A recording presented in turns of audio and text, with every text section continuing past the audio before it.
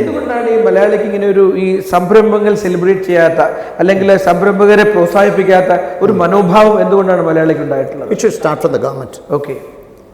ഇപ്പോൾ ഒരു tax officer, ഒരു പൊല്യൂഷൻ കൺട്രോൾ ബോർഡിൻ്റെ ഒരു ജെന്റിൽമാൻ നമ്മളെ പിടിച്ച് പിഴിയുമ്പോൾ നമ്മൾ കൊടുക്കുന്ന ടാക്സ് കൊണ്ട്, നമ്മൾ കൊടുക്കുന്ന ലൈസൻസ് ഫീ കൊണ്ട് അവരുടെ ശമ്പളം കിട്ടണമെന്നൊരു ധാരണ അവർക്കില്ല. ലോജിക് സ്കൂൾ ഓഫ് മാനേജ്മെൻറ്റ് അവതരിപ്പിക്കുന്ന പ്ലസ് മൈനസ് എന്ന സംഭാഷണ പരമ്പരയിലേക്ക് സ്വാഗതം. എൻ്റെ പേര് SR നായർ, മെൻറ്റർ ഗുരുവാണ്.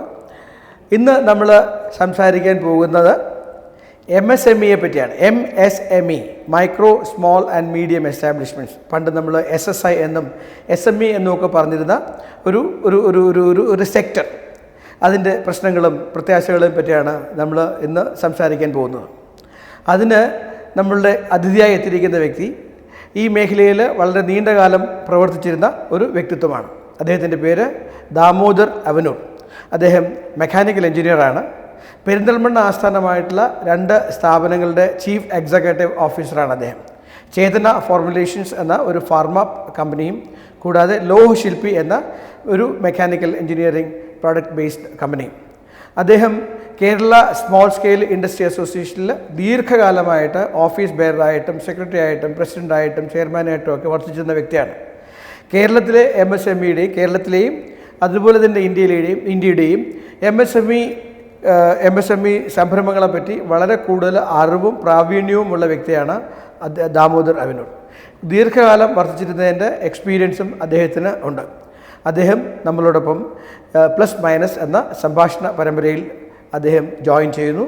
പ്ലസ് മൈനസ് സംഭാഷണ പരമ്പരയിലേക്ക് മിസ്റ്റർ ദാമോദർ അവനൂരിന് സ്വാഗതം. MSME എന്ന് പറയുമ്പോൾ അത് മൈക്രോ സ്മോൾ മീഡിയം എൻ്റർപ്രൈസസ് എന്ന് പറയുമ്പോൾ ഇന്ത്യയുടെ തന്നെ അല്ലെങ്കിൽ ഇന്ത്യൻ GDPയുടെ ഇന്ത്യയുടെ വളർച്ചയുടെ വളരെ പ്രധാനപ്പെട്ട ഒരു ഘടകമാണിത്.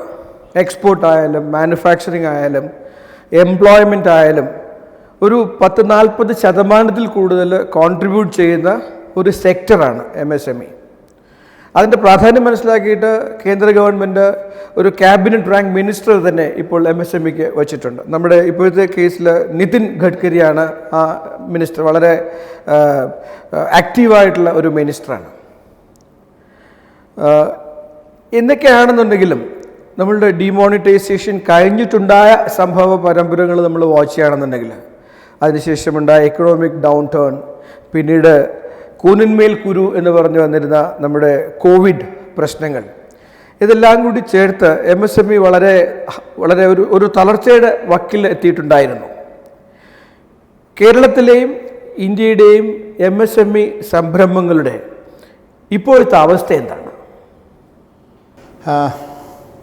ഞാൻ കുറച്ചുകൂടി കൂടുതൽ കേരളത്തിനെ ഫോക്കസ് ചെയ്യാം. ഓക്കെ. ഇന്ത്യയുടെ പെർസെ ഒരു കേരളത്തിലെ ഒരു MSME നടത്തുന്ന ഒരു റെസിലിയൻസ് ഉള്ള ആൾക്കാരാണ്. അതെ. They survive some of the setbacks എന്ന് വെച്ചാൽ the setbacks we take it in a stride, we go ahead and all that. അതിന് ഹാൻഡിൽ ചെയ്യാൻ പറ്റുന്നൊരു ബ്രീഡാണ് ശരിക്കും അവർ. ഓക്കെ. ആൻഡ് ആ കോവിഡിൻ്റെയൊക്കെ സിറ്റുവേഷനൊക്കെ മാറിയിട്ട് കുറേ സെക്ടേഴ്സ് രക്ഷപ്പെട്ടു വരുന്നുണ്ട്. അപ്പോൾ കേരളത്തിൽ പ്രത്യേകിച്ച് വി ഹാഡ് ദിസ് ഡിമോണിറ്റൈസേഷൻ, അത് കഴിഞ്ഞ് GST, ഇതൊക്കെ ഡിസ്റപ്ഷൻസ്. ഇത് നന്നോ ദോഷമാണോ എന്നൊന്നും ഇവാലുവേറ്റ് ചെയ്യാൻ ഞാൻ നിൽക്കില്ല. ഇതൊക്കെ ഡിസ്റപ്ഷൻസ് ആയിരുന്നു. അത് കഴിഞ്ഞ് 2 ഫ്ലഡ്സ് വന്നു, അതിൻ്റെ സെറ്റ് ബാക്സ് ഉണ്ടായി. But in spite of all that നമ്മൾ ഒരു റെസിലിയൻ്റ് ആയിട്ട് പോയിക്കൊണ്ടിരിക്കുന്ന ഒരു സെഗ്മെൻറ്റ് തന്നെയാണ്. It could do much better. ഇനിയും നന്നായി വർദ്ധിക്കാൻ സാധിക്കുന്ന ഒരു മേഖലയാണ്. It could do much better. അതിൽ the government of India especially ഇപ്പോൾ നിതിൻ ഗഡ്കരി ജിയുടെ കാര്യമൊക്കെ പറഞ്ഞപ്പോൾ ഹീ ഈസ് വെരി പ്രൊആക്റ്റീവ്. ഞങ്ങളൊരു സെഷൻ ഉണ്ടായിരുന്നു with on Zoom. He said you have suggestions, എനിക്ക് അയച്ചു തരും, ഞാൻ സ്റ്റഡി ചെയ്യാമെന്നുണ്ട്. ആൻഡ് വെൽ സ്റ്റഡീഡ് ആണ്. Okay. He was talking well studied ആയിട്ടുള്ളതാണ്. അത് പ്രീവിയസ് ടൈമിൽ ഹൈവേസ് ആയപ്പോഴും I think he perform quite well, very well. അത് he's reflecting it here. New schemes are coming. പക്ഷേ ഈ സ്കീംസ് ഒന്നും അവയർനെസ് പോരായ, പ്ലസ് പെർക്കുലേറ്റ് എന്തും പോകുന്നില്ല, താഴത്തേക്ക് വരുന്നില്ല. അത് കേരളത്തിലും അങ്ങനെ തന്നെയാണോ? കേരളത്തിൽ അങ്ങനെ തന്നെയാണ്. കേരളത്തിൽ വളരെ. എന്തുകൊണ്ടാണ് ഇത് പെർക്കുലേറ്റ് ചെയ്ത് താഴേക്ക് എത്താതിരിക്കുന്നത്? അതിലൊരു പ്രധാന കാരണം ഡിസെമിനേഷൻ ഓഫ് ഇൻഫർമേഷൻ. അതെ. ഒരു വ്യവസായം നടത്തുമ്പോൾ ഇതൊക്കെ സീക്ക് ചെയ്തും കൊണ്ട് നടത്താൻ ഇവർക്ക് ഒഴിവില്ല. സമയമില്ല. എന്താ വെച്ചാൽ കുറേയൊക്കെ സർവൈവൽ ഉണ്ട്, ഈ റെസിലിയൻസ് ഉണ്ട്, ഹൗ ടു ഗെറ്റ് അലോങ്.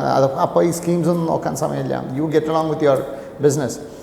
അത് ഈസി ആയിട്ട് ഡിസമിനേറ്റ് ചെയ്യാനൊരു മെക്കാനിസം ഇപ്പോഴും ഇല്ല. സിമ്പിൾ ടേംസ്, ദിസ് ഇതാണ് സ്കീംസ്, ഇവിടെ ഡീറ്റെയിൽസ് പോയാൽ കിട്ടും. ഇനി ആ അപ്രോച്ച് ചെയ്ത് വെച്ചാൽ കുറേ വെബ്സൈറ്റ്സ് ആർ വെരി അൺഫ്രണ്ട്ലി ആയിട്ടുള്ള websites. You take pollution control board, you take ANERT, Agency for Non-Conventional Energy. You just cannot, I couldn't navigate ചെയ്യാൻ ഭയങ്കര ബുദ്ധിമുട്ടാണ്. നമ്മൾ ഓഫീസിൽ വിളിച്ചാൽ you just visit a website, you will get to know everything എന്ന് പറയും. അവിടെ ചെന്ന് കഴിഞ്ഞാൽ ഒരു ഫ്രണ്ട്ലി അല്ല. You send a mail, response ഉണ്ടാവില്ല. ഇതൊക്കെ ഈ bureaucratic what do you call disinterest അതാണ് വലിയൊരു.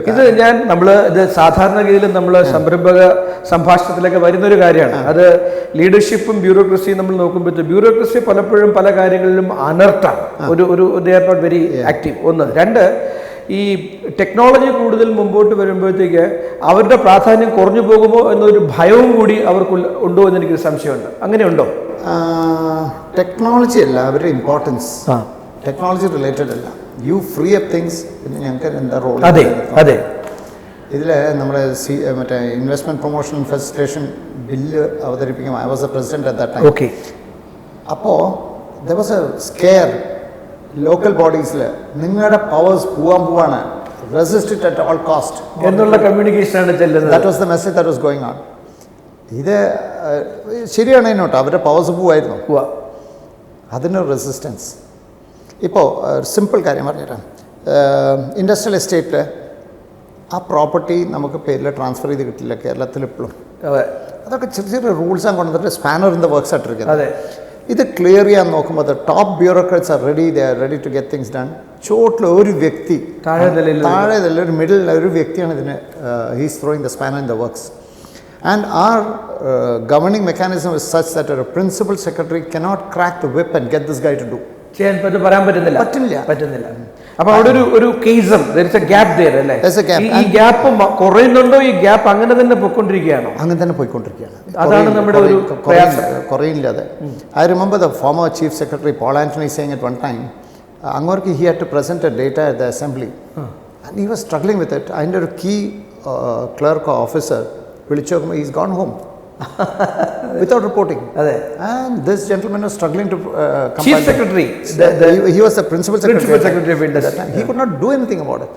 Finally what he did was he gave a memo and suspended it for a week and all that. നിങ്ങൾ ഇനി പൊളിറ്റിക്കൽ ഇൻഫ്ലുവൻസ് ഉപയോഗിച്ച് തിരിച്ചു വന്നുള്ള I don't care, but 1 week I'm going to make you sit at home എന്ന് പറഞ്ഞു. ഇങ്ങനെയാണ് ഇപ്പോഴത്തെയും ഈ bureaucratic mechanism പോയി. അങ്ങനെ പറയുമ്പോൾ നമ്മളിപ്പോൾ കേരള ഗവൺമെൻറ് വളരെ വിഖ്യാതമായി പ്രഖ്യാപിച്ച സിംഗിൾ വിൻഡോ ക്ലിയറൻസും ഈസ് ഓഫ് ഡൂയിങ് ബിസിനസിൻ്റെ കാര്യം പറയുമ്പോഴത്തേക്ക് അത് എത്രത്തോളം പ്രാവർത്തികമായി നമുക്ക് ഉപയോഗപ്രദമായിട്ടുണ്ട്? ഞാൻ അത് കഴിഞ്ഞിട്ടൊരു വ്യവസായം തുടങ്ങിയത് ഐ കുഡ് മാനേജ്. ഓക്കെ. പക്ഷേ there were problems. ശരി. സിമ്പിൾ. പൊല്യൂഷൻ കൺട്രോൾ ബോർഡിൻ്റെ സൈറ്റിൽ ദ ഫീസ് ഒരു എക്സ് എമൗണ്ടാണ്, K-Swift വേറെ എമൗണ്ടാണ്. ആ വേറെ എമൗണ്ടേ അടയ്ക്കാൻ പറ്റിയിട്ടുള്ളൂ. And when I wrote to the chairman of PSCB ഇങ്ങനെ ഒരു ഡിസ്ക്രിപ്ഷൻ, ഹി ജസ്റ്റ് ഡോട്ട് റിപ്ലൈ അറ്റ് ഓൾ. ശരി. He's not bothered to correct it. And nobody was aware of it, ഈ ഡിസ്ക്രിപ്പൻസി ഉണ്ടെന്നുള്ളത്. അപ്പോൾ ഈ ഗവൺമെന്റ് ഇതൊക്കെ ചെയ്യുമ്പോഴത്തേക്ക് എല്ലാ ഡിപ്പാർട്ട്മെന്റുകളെയും ഏകോപിപ്പിച്ചിട്ടാണല്ലോ ചെയ്യേണ്ടത്. അതെന്തുകൊണ്ടാണ് അത് അൺഫോർച്ചുനേറ്റ്ലി എന്താ വെച്ചാൽ നമ്മുടെ ഈ ruling മെക്കാനിസത്തിൽ you have a coalition of ministries. Each is a kingdom. എല്ലാവരും അവരുടെ ഫീഫ്ഡമായിട്ട് കൊണ്ട് നടക്കുന്ന ഫീഫ്ഡമാണ്. Same as the case with bureaucrats also. Fortunately this ease of doing business വന്ന എന്താ വെച്ചാൽ അന്നൊരു cohesiveness കൊണ്ടുവരാൻ പറ്റി. And most of the top bureaucrats were very active in getting this done. ഇപ്പോഴും there are 27 licenses which are out of K-Swift. I see. Still ഇപ്പോഴും okay. Nobody has taken the effort to bring them in. അങ്ങനത്തെ ഒരു problem ഇപ്പോഴും ഉണ്ട്. പക്ഷേ നമ്മുടെ വ്യവസായം they somehow get around all this. ആ ഒരു പോയിന്റിലേക്ക് നമുക്ക് തിരിച്ചു വരാം. ബിക്കോസ് താങ്കൾ തുടങ്ങിയത് MSME സംരംഭകന്റെ റെസീലിയൻസിനെ പറ്റി പറഞ്ഞിട്ടാണ് തുടങ്ങിയത്. ആദ്യം തുടങ്ങിയ വാചകം അതാണ്. അതായത് whatever happens he will manage എന്നുള്ളത്. അപ്പോൾ ആ റെസീലിയൻസ് ഇപ്പോഴും അത്രയും വളരെ സ്ട്രോങ് ആയിട്ട് തന്നെ ഉണ്ടോ? Yes, almost.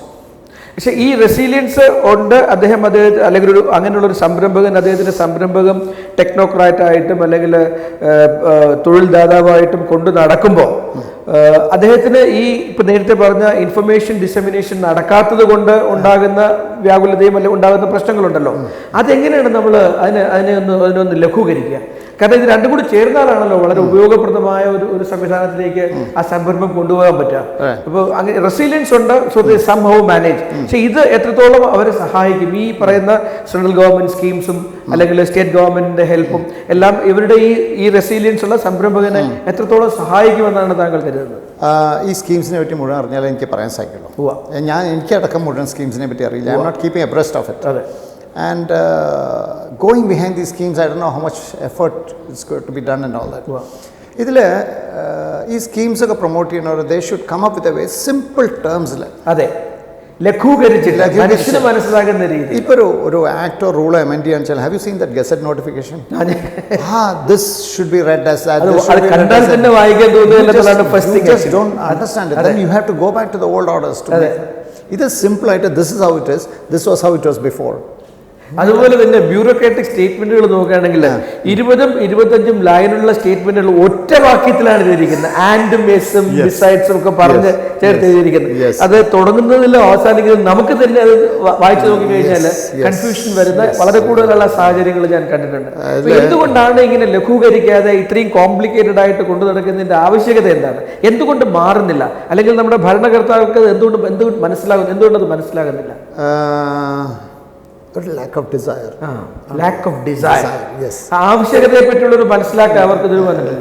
പക്ഷെ നമ്മുടെ സെൻട്രൽ മിനിസ്റ്ററായ നിതിൻ ഗഡ്കരി പോലെയുള്ള മിനിസ്റ്റർ, ഇത്രയും വളരെ പ്രവർത്തനോത്സുകനായ ഒരു മിനിസ്റ്റർ വന്നിട്ടും അദ്ദേഹം ഇതിനെ പുഷ് ചെയ്ത് സെൻട്രൽ ഗവൺമെന്റ് തലത്തിലും സ്റ്റേറ്റ് ഗവൺമെന്റ് തലത്തിലും കൊണ്ടുപോകാനുള്ള ശ്രമങ്ങൾ നടക്കുന്നില്ലേ?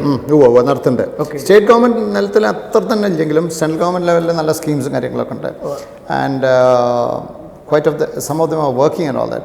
പക്ഷെ അതൊന്നും യൂട്ടിലൈസ് ചെയ്യുന്നത് നമ്മുടെ ആൾക്കാർ പോരാന്നുള്ളൊരു ഫീലിംഗ് എനിക്കുണ്ട് കേട്ടോ. Because of lack of information, lack of ഞങ്ങളുടെ ഭാഗത്തും I wouldn't say that we are all perfect. We have our faults. ചിലവരുണ്ട് ഒരു കംഫർട്ട് ലെവലിൽ എത്തിയിരിക്കണു. They don't want to expand. Their next generation are interested in coming to the business. So I'll just survive till I retire. നല്ലൊരു കാര്യമാണ് പറഞ്ഞത്. കാര്യം ഞാൻ അതിനെപ്പറ്റി ചോദിക്കാനും ഇരിക്കുകയായിരുന്നു. ഈ പലപ്പോഴും ഞാൻ കാണുന്ന ഒരുമാതിരിപ്പെട്ട എല്ലാ MSME സംരംഭങ്ങൾ, particularly കേരളത്തിൽ നോക്കുകയാണെങ്കിൽ അത് ഫാമിലി അധിഷ്ഠിതമാണ് കൂടുതലായിട്ടും ഫാമിലി അധിഷ്ഠിതമാണ്. നമ്മളിപ്പോൾ കാണുന്ന സ്റ്റാർട്ടപ്പ് പോലെ മൾട്ടിപ്പിൾ ബാക്ക്ഗ്രൗണ്ടിലുള്ള മൾട്ടിപ്പിൾ ലെവലിൽ നിന്ന് വരുന്ന ആൾക്കാരല്ല. അവർ ഒരു ഫാമിലി ലെവലിലേക്കാണ് കൂടുതൽ ചെയ്തത്. ഇപ്പോൾ അല്ലെങ്കിൽ അച്ഛൻ, മകൻ, സഹോദരൻ അല്ലെങ്കിൽ കുടുംബക്കാർ എന്നുള്ള രീതിയിലാണ് പോകുന്നത്. ഇവിടെയൊക്കെ നമ്മൾ കാണുന്ന ഒരു കാര്യം, അവര് ഈ സ്റ്റേറ്റസ് കോ എന്ന് പറയുന്ന ഒരു സംഭവത്തിലേക്ക് മുറുകെ പിടിച്ചിട്ട് മാറ്റങ്ങൾ വന്നു കഴിഞ്ഞാൽ അത് മാറാൻ ആഗ്രഹിക്കാത്ത ഒരു അങ്ങനെയാണോ? അങ്ങനെയല്ല, അവര് എഫേർട്ട് എടുത്തിട്ട് മാറിയ നന്നാന്ന് അവർക്കറിയാം. പക്ഷേ ഇപ്പോഴത്തെ ലെവൽ, ഇപ്പൊ നമ്മുടെ MSME പ്രോഡക്ട്സിനെ പറ്റി പറഞ്ഞു കഴിഞ്ഞാൽ, ഇപ്പൊ ഞാൻ അന്ന് നിതിൻ ഗഡ്കരിയുടെ ഒരു സംഭാഷണം കേട്ടിട്ടുണ്ടായിരുന്നു. 6 കോടിയിലധികം MSME, അതായത് സ്മോളും കൂടി ചേർത്തിട്ട്, സ്മോൾ എന്ന് പറയുമ്പോൾ മൈക്രോയും കൂടെ ചേർത്ത്, അത് പർട്ടിക്കുലർ ഈ ഓൺ അക്കൗണ്ട് എന്റർപ്രൈസുകൾ ഉണ്ടല്ലോ, അതായത് കോബ്ലേഴ്സ് അല്ലെങ്കിൽ അങ്ങനെയുള്ള ആൾക്കാരൊക്കെ പറയും, എല്ലാം കൂടെ 6 കോടിയിലധികം. അതിലും ഒരു 60% ശരിക്കും സ്മോളിന്റെ അങ്ങനെയാണ്, ഈ ലൈവ്ലിഹുഡ് ഓൺടർപ്രണർഷിപ്പാണ്. ശരിക്കും നെക്സ്റ്റ് ലെവലിലാണ് നമ്മൾ SSI എന്നും അല്ലെങ്കിൽ സ്റ്റാർട്ടപ്പ് എന്നും MSE എന്നൊക്കെ പറയുന്നത് വരുന്നത്. അപ്പം ഇങ്ങനെയുള്ള ഈ സ്കീമുകളൊക്കെ കൊണ്ടുവന്നിട്ട് അത് രാജ്യത്തിൻ്റെ, ഞാൻ നേരത്തെ പറഞ്ഞ ഒരു 40% നമ്മുടെ പലതിനെയും ഇമ്പാക്ട് ചെയ്യും. നമ്മൾ എക്സ്പോർട്ട് ആയാലും GDP ആയാലും ഒക്കെ ഇമ്പാക്ട് ചെയ്തൊക്കെ ഇതിൽ വന്നു കഴിഞ്ഞിട്ടും ഇതിന് ഞാനിപ്പോഴും കാണുന്ന ഒരു ഇത്രയും നല്ലൊരു മിനിസ്റ്ററും ഇത്രയും വക്താക്കളും ഉണ്ടായിട്ടും MSMEക്ക് ഒരു പ്രാധാന്യം ഉണ്ടാകുന്നുണ്ടോ? രാജ്യവ്യാപകമായിട്ട് ഒരു പ്രാധാന്യം ഉണ്ടാകുന്നുണ്ടോ? അത് ഈ പ്രോഡക്ട്സും സൊല്യൂഷൻസും ഇറക്കുന്നത് ക്വാളിറ്റി ഇല്ലാഞ്ഞിട്ടാണ്. കുറച്ച് ക്വാളിറ്റി ഇല്ലാണ്ട്, quality paying attention to the packing, okay, paying attention to the quality, paying attention to bring down the cost of production, ഇതൊക്കെ ഇല്ലായ്മ നല്ല നമ്മുടെ ഭാഗത്തുണ്ട്. പക്ഷേ those who pay attention to all this they succeed. Plus ഇപ്പോൾ ഒരു നല്ലൊരു welcome trend കാണുന്നത്, ഈ new generation guys who are coming in, അവർ ഫാമിലി അല്ല, friends in college, they are doing wonderfully well. Very good. Their thought process is different. ഒരു ജനറേഷനൊക്കെ ആദ്യമൊക്കെ കുറേശ്ശെ ടാക്സ് ഒക്കെ വെട്ടിച്ചിട്ടൊക്കെയാണ് തുടങ്ങാം. അത് സർവൈവലിൻ്റെ ഒരു കാര്യം കൂടി ഉണ്ട് കേട്ടോ. Say you earn a lakh, suppose you have to pay 30% income tax, ബാക്കി 70,000 ഉള്ളൂ, യു വിൽ നെവർ സർവൈവ്. അപ്പോൾ കുറച്ചൊക്കെ ഇതൊക്കെ വെട്ടിച്ചിട്ടാണ് തുടങ്ങാം. ആൻഡ് പിന്നെ ഗ്രാജുവൽ പ്രോഗ്രസ് ആണ്. സമാധാനത്തിന് വേണ്ടിയിട്ട് ടാക്സ് കംപ്ലൈ ചെയ്യും. So that you grow that. ഇപ്പോഴത്തെ new generation they do everything perfectly well, they studied and all that, they just get along with it. മില്ലേനിയൽസിൽ ഉതകുന്ന രീതിയിലുള്ള ഒരു ബാക്ക്ഗ്രൗണ്ടും ഈക്കോ സിസ്റ്റവും ഉണ്ടോ? ഇല്ല, ഇല്ല, അതില്ല. അപ്പോൾ അതൊരു ഭയങ്കര ഒരു they are not bothered about these schemes and all. Okay. They're not bothered about subsidy, nothing. They just get along with their business. They have a different vision and all that. ഇതിന് തടസ്സം നിൽക്കണ കുറച്ച് ഇതിൻ്റെ bureaucrats ഉണ്ട്, politicians ഉണ്ട്, and local population. In manufacturing to സർവീസിലില്ല. അത് വളരെ എവിഡന്റ് ആണ്. ഞാൻ ഈ നമ്മുടെ GDP-യിൽ 30% കൂടുതൽ ഇമ്പാക്ട് ചെയ്യുന്ന MSME നോക്കുമ്പോഴത്തേക്ക് മാനുഫാക്ചറിങ് MSME 7% താഴെയേ ഉള്ളൂ. അപ്പോൾ കൂടുതൽ സർവീസ് മേഖലയിലാണ്. സർവീസ് മേഖലയാണ്, യെസ്, സർവീസ് ആൻഡ് ട്രേഡിലാണ് കിടക്കുന്നത്. അപ്പോൾ ഈ മാനുഫാക്ചറിംഗ് ലോക്കൽ പോപ്പുലേഷൻ്റെ എതിർപ്പ് നല്ലോണ്ട്. മാനുഫാക്ചറിങ് ആവശ്യമാണ് to a certain extent. Absolutely you are adding value. പിന്നെ വേറൊരു ഫോൾട്ട് ഞാൻ കാണുന്നത് എന്താ പറയുക, there's a gap between academy and industry. അതിങ്ങനെ ഒരു പാരലായിട്ട് പോയിക്കൊണ്ടിരിക്കുകയാണ്. അവർ സമന്വയിക്കുന്നില്ല അല്ലേ? അതിൽ there are guys with brilliant ideas in colleges and all that. അവരെ ഇൻസെൻറ്റിവൈസ് ചെയ്തിട്ട് ഇങ്ങോട്ട് ടു ദ ഇൻഡസ്ട്രി കൊണ്ടിരിക്കാൻ പറ്റില്ല.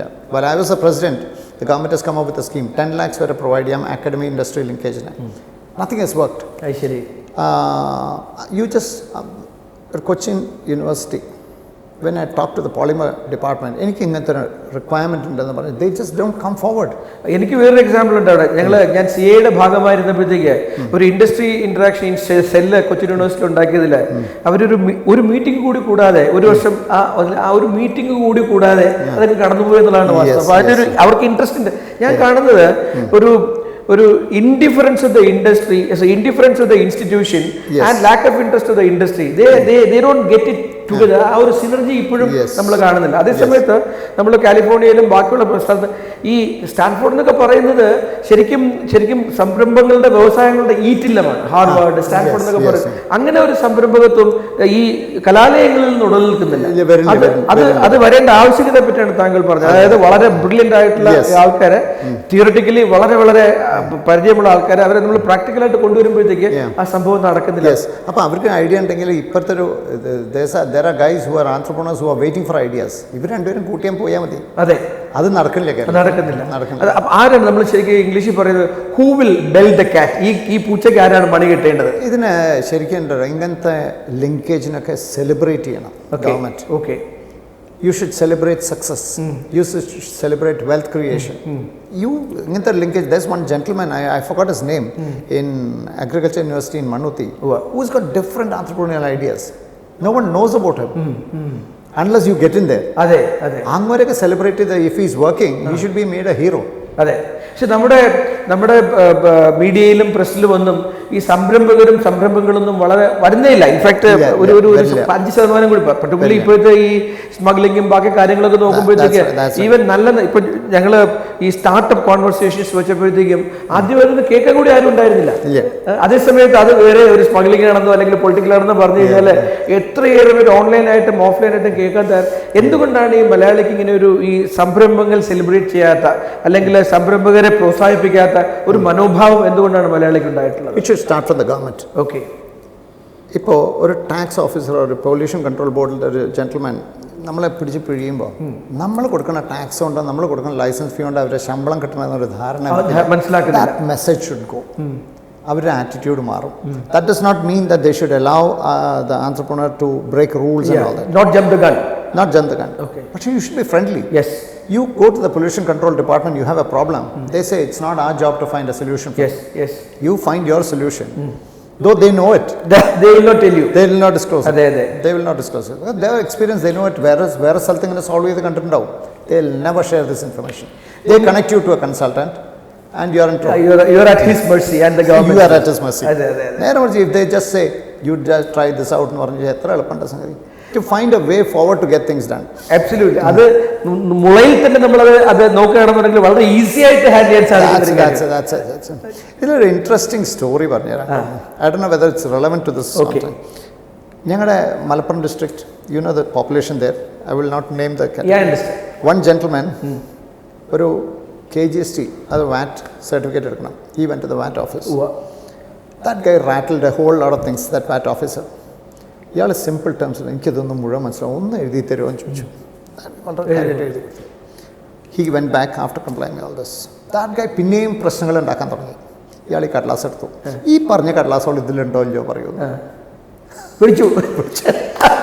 Street smartness. അതെ, പക്ഷേ സാധാരണ നിലയിൽ ആ ഉദ്യോഗസ്ഥന് എഴുതി കൊടുക്കുകയില്ല എന്നുള്ളതാണ് വാസ്തവം. അയാൾക്ക് ഒരു തെറ്റ് പറ്റിയൊന്നുണ്ട്, എഴുതി കൊടുത്തതിന്റെ പേരിലാണ് അയാൾ. This guy pretended to be an idiot or illiterate. ഇതൊക്കെ എനിക്ക് മനസ്സിലാവേണ്ടി ഒന്ന് എഴുതി തരുമെന്ന് ചോദിച്ചു. അയാൾ സിംപ്ലിസിറ്റിയിൽ എഴുതി കൊടുത്തു. അതാണ് എഴുതി കൊടുക്കില്ല. തീർച്ചയായിട്ടും അവിടെയാണ് വേണ്ടത്. When you start an enterprise, ingenuity actually. Yes. When you start an enterprise, if the government lays down, you have to do 1, 2, 3. If it is food sector, idana compliant, മറ്റാണ് idana compliant, clear document ഉണ്ടെന്ന് വിചാരിച്ചോളൂ. അതാണ് comply ചെയ്താൽ കഴിഞ്ഞു പരിപാടി. പിന്നെ ഹാസിൽസ് ഉണ്ടാവരുത് അവിടെ. That's how it should be. അതുപോലെ ഈ സംരംഭകർ ഈ നമ്മൾ വെൽത്ത് ക്രിയേഷൻ എന്ന് പറയുമ്പോഴത്തേക്ക് ജനങ്ങൾക്കൊരു സ്പൈറ്റാണ്, ഒരു സ്പർദ്ധയാണ്. അത് വെൽത്ത്, അത് നമ്മുടെ പരമ്പരാഗതമായിട്ടുള്ള സാമൂഹിക സോഷ്യലിസ്റ്റ് ഫീലിംഗ്സ് ഒക്കെ ഉടലെടുത്തിട്ടുള്ളതാണ്. ആ സ്പർദ്ധ മാറാതെ നമുക്കൊരു ഓൺടർപ്രണർഷിപ്പ് ഫ്രണ്ട്ലി ആയിട്ട്, സംരംഭക ഫ്രണ്ട്ലി ആയിട്ടുള്ളൊരു ഇത് ഉണ്ടാക്കാൻ പറ്റില്ല. ഒരു വേറൊരു വഴി ചെറുതായിട്ടൊന്ന് പോയി കഴിഞ്ഞാൽ നമ്മുടെ ഈ സാമ്പത്തികമായിട്ട് ഞാൻ പലപ്പോഴും പലയിടത്തും കാണുന്നു. ഞാൻ ഈവൻ ആസ് എ സ്റ്റാർട്ടപ്പിൽ ഒത്തിരി എനിക്ക് എൻ്റെ മെൻറ്റീസ് അവർ ഫേസ് ചെയ്യുന്നൊരു സംഭവമാണ് ബാങ്കിൻ്റെ അസിസ്റ്റൻസ് ഫ്രം ദ ബാങ്ക്. പല സ്കീമുകളും ഉണ്ട്, മുദ്ര എന്നും പ്രൈം മിനിസ്റ്റേഴ്സ് യോജന എന്നൊക്കെ പല സ്കീമുകളും ഉണ്ട്. ഈ പർട്ടിക്കുലർലി സ്റ്റാർട്ടപ്പ് ഞാൻ I'm little lower to the startup level. അപ്പോൾ അവർക്ക് കൊളാറ്ററൽ കൊടുക്കാനുള്ള സാധ്യതകൾ കുറവാണ്. അതേസമയത്ത് മോസ്റ്റ്ലി അവർ POC പ്രൂഫ് ഓഫ് കൺസെപ്റ്റ് ലെവലിലോ അല്ലെങ്കിൽ പ്രോട്ടോടൈപ്പ് ലെവലിലോ ഒക്കെ നിൽക്കുന്ന ആൾക്കാരാണ്. മാർക്കറ്റ് ശരിക്കും ഡിഫൈൻ ചെയ്തിട്ടില്ല, റവന്യൂസ് വന്നു തുടങ്ങിയിട്ടുണ്ടാവില്ല എന്നൊക്കെ പറഞ്ഞതിൻ്റെ പേരിൽ ഇവർ ഈവൻ ദോ സ്കീമിൽ വളരെ ക്ലിയർ ആയിട്ട് പറയുന്നുണ്ട് ഇത് പ്രോട്ടോടൈപ്പിനും അല്ലെങ്കിൽ പ്രൂഫ് ഓഫ് കൺസെപ്റ്റിനും അല്ലെങ്കിൽ സീഡ് ഫണ്ട് ലെവലിലൊക്കെ ആണ് എന്ന് പറയുന്നുണ്ടെങ്കിൽ തന്നെയും പലപ്പോഴും ബാങ്കുകളും ഫൈനാൻഷ്യൽ ഇൻസ്റ്റിറ്റ്യൂഷൻസും സഹായിക്കാറില്ല. സംരംഭകന്റെ സാമ്പത്തിക ഭദ്രത എത്രത്തോളം ഉണ്ട് ഇപ്പോൾ? ഇതിൽ ഈ സ്കീംസ് ഒക്കെ കിട്ടാൻ നല്ല ബുദ്ധിമുട്ടാണ്. There is no redressal mechanism. Okay. 2 crores ആണ് ഇപ്പോൾ CGTMSE. You are lucky if you get 30 lakhs. My goodness. എന്തുകൊണ്ടാണത്? Because ultimately if something goes wrong, the bank manager is pulled up. അതെ. NBAയുടെ ഉത്തരവാദിത്വം അദ്ദേഹത്തിന് തലയിൽ. He would not like to lose his pension and retirement benefits. Let us play it safe. Just say that your scheme is not viable, whether it's viable or not. അതേ സമയത്ത് 8,000-10,000 കോടികൾ മോഡിമാരും അല്ലെങ്കിൽ നീരവ് മോഡിമാരും അല്ലെങ്കിൽ മല്യമാരും അടിച്ചു മാറ്റിയിട്ട് വളരെ സുഖലോലുപരായിട്ട് താമസിക്കുന്നില്ലേ? ഇപ്പൊ ആ ഒരു 10,000 രൂപ നമ്മൾ ഒരു സ്റ്റാർട്ടപ്പ് സംരംഭകനോ അല്ലെങ്കിൽ ഏർലി സംരംഭകനോ കൊടുക്കുകയാണെങ്കിൽ ഉണ്ടാകുന്ന ആ ഉത്തേജനം എന്ത് നന്നായിരുന്നേനെ. അതെ, അത് would have made a lot of difference.